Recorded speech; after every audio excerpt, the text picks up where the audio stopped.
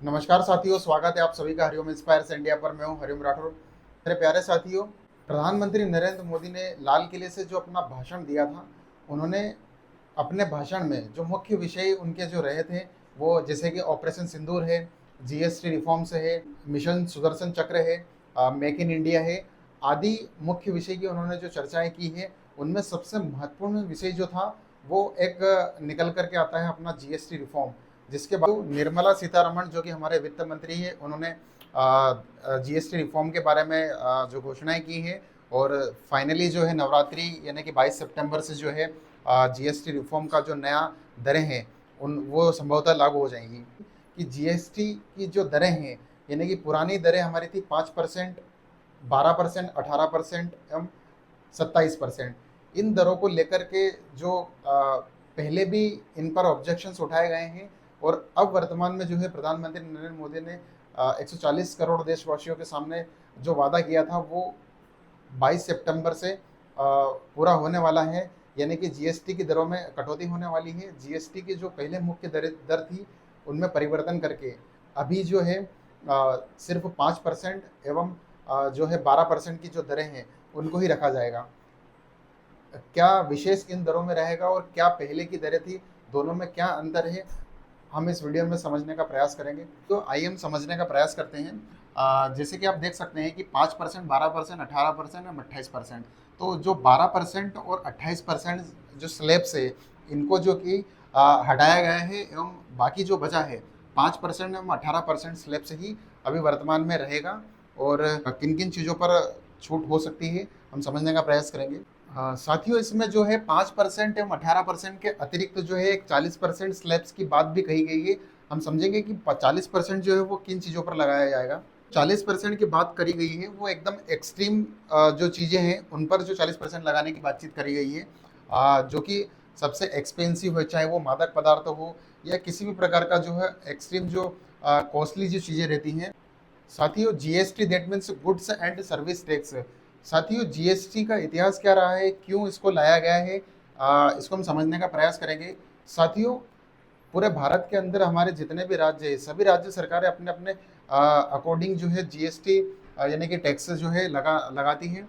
और उन्हीं टैक्सेस में अगर हम बात करें तो पहले कई प्रकार के जो बिफोर जीएसटी इम्प्लीमेंटेशन, साथियों जीएसटी लागू होने से पहले जो है कई प्रकार के जो टैक्सेस है वो इंडिया में होते थे अलग अलग राज्यों में। जीएसटी लागू होने से पूर्व जो है राज्य सरकारें जो है अपने अपने लेवल पर अपने अपने स्तर पर जो है टैक्स वसूला करती थी, जिनमें अगर हम देखा जाए तो अनेक प्रकार के टैक्स हुआ करते थे बिफोर जीएसटी लागू होने से पहले। और हम कई तरह की अगर बात सकते हैं, जैसे service tax, purchase tax, excise tax आदि प्रकार के जो टैक्स है वो राज्य सरकारों के माध्यम से लगाए जाते थे। इन टैक्सेस को जो है राज्य सरकारें जो है अपने अपने स्तर पर अपने अपने अनुसार जो है लागू करती थी। और इसी की वजह से अगर देखा जाए तो कई राज्यों में जो शराब या फिर ऑयल है, इनकी जो इन पर जो टैक्सेस है इनमें अंतर देखा जा सकता था। मेरे प्यारे साथियों, इन टैक्सेस की अलग दर होने के कारण ही सरकार ने वन नेशन वन टैक्स यानी कि एक नेशन एक टैक्स की बात जो करी थी वो 1 जुलाई 2017 में करी थी, और उसी को उन्होंने लागू करा था। और अब जो है उन्हीं जो जीएसटी की जो दरें पहले लागू हुई थी उन्हीं दरों में परिवर्तन करके एक जीएसटी का नया रिफॉर्म लाने का जो है प्रयास है वो प्रधानमंत्री नरेंद्र मोदी ने जो किया है। बहुत सी वस्तुएं ऐसी थी जिन पर जो टैक्स लगाया गया था वो लोगों को कहीं ना कहीं एक तरीके से देखा जाए तो वो परिवर्तन करने की उसकी ज़रूरत थी। चाहे हम किसी प्रकार से अगर बात करें तो चाहे शिक्षा के अगर क्षेत्र में यदि हम बात करें तो किसी प्रकार का यदि यदि हम कोर्स परचेस करते थे तो उस पर जो है 18% जीएसटी जो टैक्स लगता था। तो अपने आप में ये दर्शाता था कि कहीं ना कहीं जो है एक शिक्षा के स्तर को महंगा करना जैसा साबित हो रहा था। तो हालांकि इन जीएसटी की दरों में भी अभी क्लियर नहीं किया गया है कि क्या शिक्षा के जो क्षेत्र है उस पर जो 18% जो जीएसटी लगता था उसको क्या कंटिन्यू किया जाएगा या फिर उसको हटा करके 12% के जो स्लैब है उसमें रखा जाएगा। मेरे प्यारे साथियों, प्रधानमंत्री मोदी जी का जो है ट्वीट आप स्पष्ट तरीके से देख सकते हैं। मोदी जी का ट्वीट, निर्मला सीतारमण जी इनका भी ट्वीट आप देख सकते हैं किस तरीके से जीएसटी का रिफॉर्म किया गया है, और इसकी जो इन्फॉर्मेशन है वो बाकायदा ट्विटर के माध्यम से इन्होंने दी है। मेरे प्यारे साथियों, अब सवाल यह है कि जीएसटी रिफॉर्म का जो प्रभाव है वो किन किन वस्तुओं पर पड़ेगा। आइए हम समझने का प्रयास करते हैं। फूड इंग्रेडिएंट्स हैं उनमें जो है मिल्क एंड वेजिटेबल स्लैब्स, ये जो ये जो चीज़ें हैं वो 18% जीएसटी के अंतर्गत आती थी, उसको जो है 5% पर लाया गया है। और यहाँ पर भी हम समझने का प्रयास करेंगे कि जैसे जो नॉन करेगेड बॉक्सेस है, पेपर पल्प है, इन पर जो है पहले जो जीएसटी की दरें थी वो 12% थी, उसको जो है 5% पर जो है लाने का प्रयास जो है इन चीज़ों पर किया गया है जीएसटी रिफॉर्म के माध्यम से। इस रिफॉर्म में सबसे महत्वपूर्ण चीज़ जो है शिक्षा के स्तर को जो है सुधारने हेतु जो एक अफोर्डेबल जो शिक्षा है उसको भी जो देने का जो है वो एक महत्वपूर्ण जो है जीएसटी रिफॉर्म के अंतर्गत है।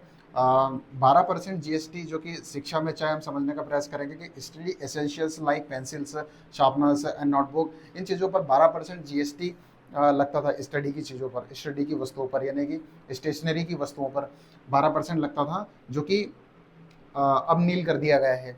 एवरीडे किचन की जो एसेंशियल चीज़ें हैं उनको भी जो है वो सस्ता करने का जो प्रयास है वो यहाँ पर किया गया है। उन पर टैक्स छूट देने का जो प्रयास किया गया है, चाहे हम किचन वेयर या अदर हाउस होल्ड जो आदि जो चीज़ें, आयरन, कॉपर, स्टील की जो चीज़ें हैं कि जो कि दैनिक जीवन में जो किचन में यूज़ होती है, उन चीज़ों पर भी जो है 12% जो जीएसटी है उसको 5% पर लाने का जो है इसमें किया गया है। Toys, playing cards, chess boards, carrom boards आदि अन्य जो प्लेइंग थिंग्स है उन पर भी जो है जीएसटी का जो 12% पहले लगता था उसको 5% किया गया है। मार्बल, ग्रेनाइट एंड ब्लॉक्स, इन पर भी जो है 12% जीएसटी से जो है 5% पर लाया गया है। एयर कंडीशनर्स यानी कि 28% जो जीएसटी टैक्स लगता था, न्यू जो जीएसटी का जो रेट है वो 18% लगाया गया है। टीवीज है, डिश वॉशेस है, 28% जो लगाया गया था उसको चेंज कर करके जो है 18% जो दर है वो निर्धारित की गई है। इससे एक बड़ी राहत जो है वो मध्यम वर्गीय परिवार को जो है मिलने वाली है। यहाँ पर भी जो है जिम यानी कि जो फिटनेस जो चीज़ें हैं उन पर भी, चाहे हम salons, spas, yogas, fitness centres becomes affordable with next generation GST, यानी कि 18% जो जीएसटी है उसको भी इसमें 5% करा गया है।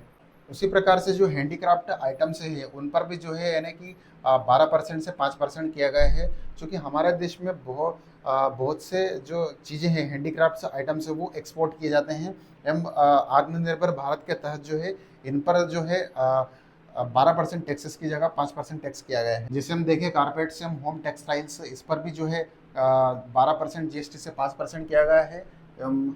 एवरीडे हाइजीन यानी कि लो लाइटर ऑन योर पॉकेट्स, यानी कि इन चीज़ों पर भी जो है 18% से 5% जीएसटी में कैटेगरी में इनको रखा गया है। जीएसटी रिफॉर्म हुआ है, इससे निश्चित ही इन बदलावों के माध्यम से आम आदमी को जो है वो जरूर फायदा होगा। कई लोगों का मानना है कि इस जीएसटी रिफॉर्म के माध्यम से जो है सरकार को घाटा होगा। तो अगर हम इसको दूसरे माध्यम से हम समझने का प्रयास करें तो जब माल सस्ता होगा आत्मनिर्भर भारत के तहत, तो अधिक माल बनाया जाएगा, अधिक माल सस्ता होने के कारण अधिक एक्सपोर्ट होगा, सब लोग इसे परचेस करने का प्रयास करेंगे, तो जो नुकसान की भरपाई होगी वो अधिक माल के माध्यम से, अधिक माल बेचा जाएगा तो वो संभवतः भरपाई हो जाएगी। तो आपकी क्या राय है इस विषय पर, कमेंट बॉक्स में ज़रूर करके बताइएगा। Thank you so much.